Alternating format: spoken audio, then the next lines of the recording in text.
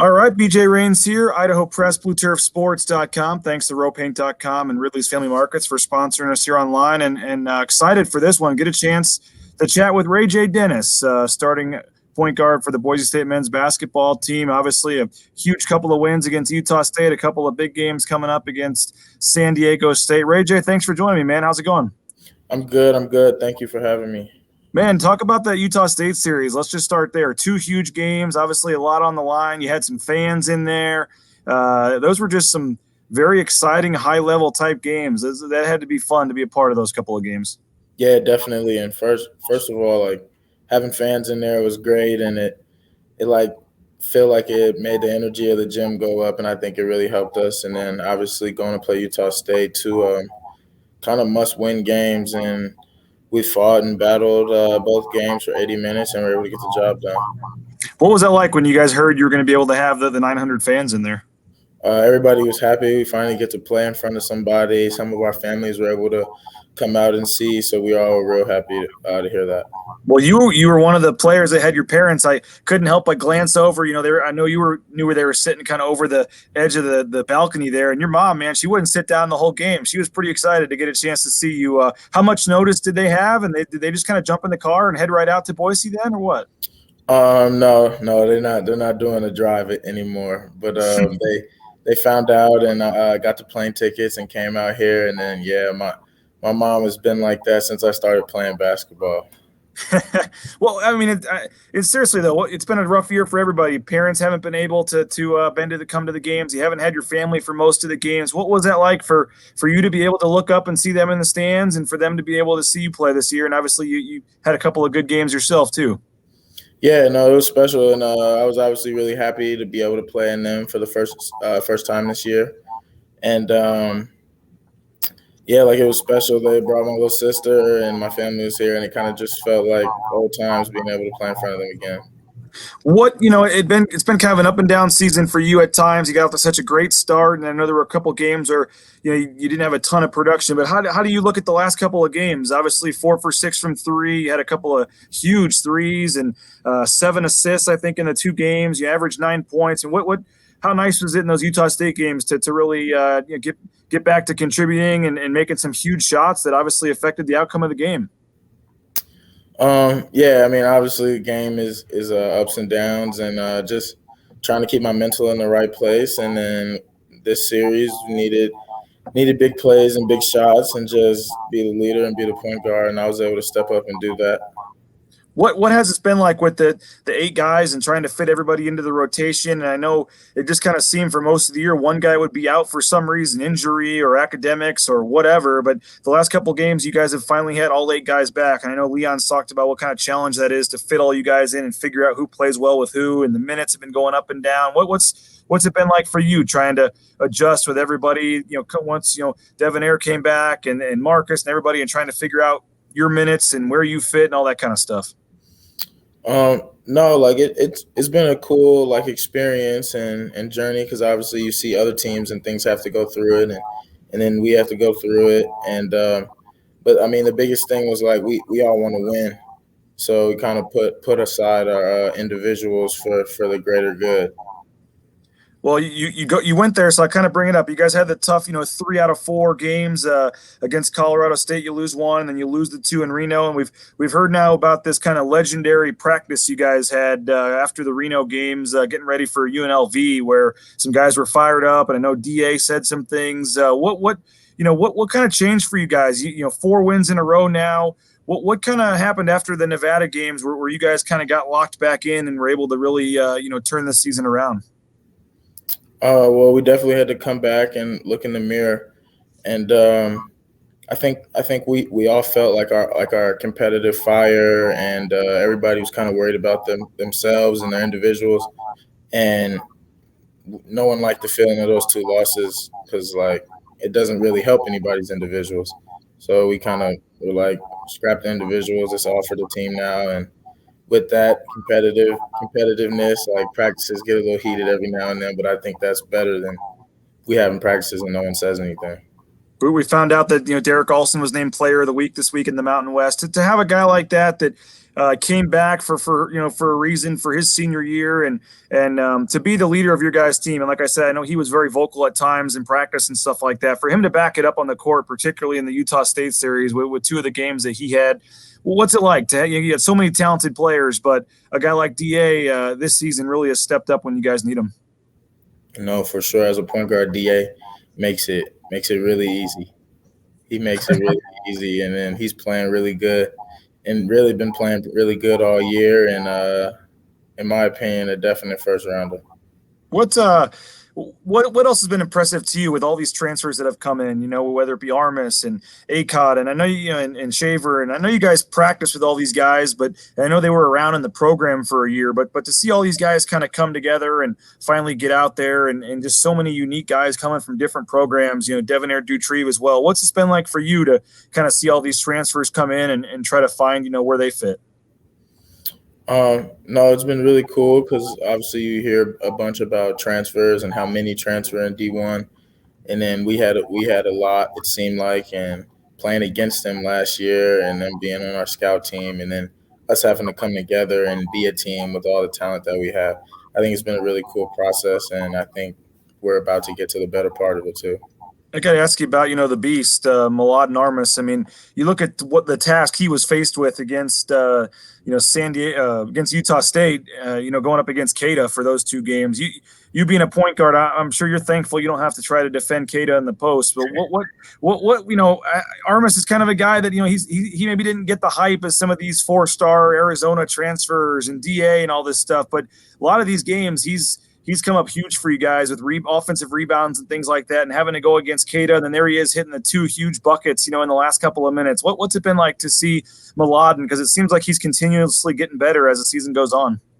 Oh, yeah, definitely. And then Mladen put together a great game, especially the second game of the series against Utah State. And then obviously having to guard Cada is a tough task and a big ask. And he was up for it and was up to the challenge. And I thought he played great and did what he had to do to win. And then sorry, go ahead. And then also he's just an everyday guy. That's why you guys see him getting better. He comes in every day and does the same stuff. So all those offensive rebounds and things like that we've been seeing since forever. I was going to ask, and sorry to cut you off, but what's it like, the hype's building, obviously, with this team? I mean, there was hype all season long, but now you look at the bracketology and all that kind of stuff. Do you guys pay attention to, they've got us as a 9 seed now, or, Joe Lenardi has us, first 4 out or whatever? Do you guys look at games and say, we got to win this one for the tournament, or how do you kind of look at the projections that are out there in terms of where you guys sit in terms of the big dance? Yeah, I think it would be crazy to say we don't look at that stuff because, I mean, the ultimate goal is to be national champions, but first we got to be Mountain West champions. And I think we all look at all of that, and we all have in the back of our mind understand what we need to do. Does that, I know it's kind of the old cliche, take one game at a time and every game's worth one win and all that. But when it gets down to this time of year and you're playing the Utah States of the world and San Diego States of the world where one win can kind of decide things, does that amp you up as a basketball player? It does for me as a reporter. I'd rather cover a team with a chance to go to the tournament than a last place team. I assume when you go to practice and wake up on game day and stuff, these games mean a lot more now here down the stretch. That's got to be an exciting feeling for you guys.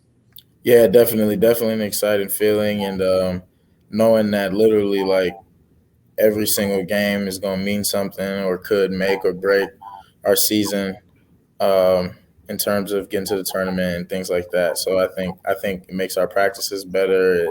It makes the energy better, just everything overall. Well, I do want to ask about San Diego State in a minute, but, curious, RayJ, what's this year been like with COVID going on and having to do the testing a couple times a week and hope you get word that everybody got the test back so you can play the game? It's just been a weird year for everybody. No fans at most of the arenas. What's this year been like for you? Yeah, it's definitely been different. I'm sure for everybody it's been different.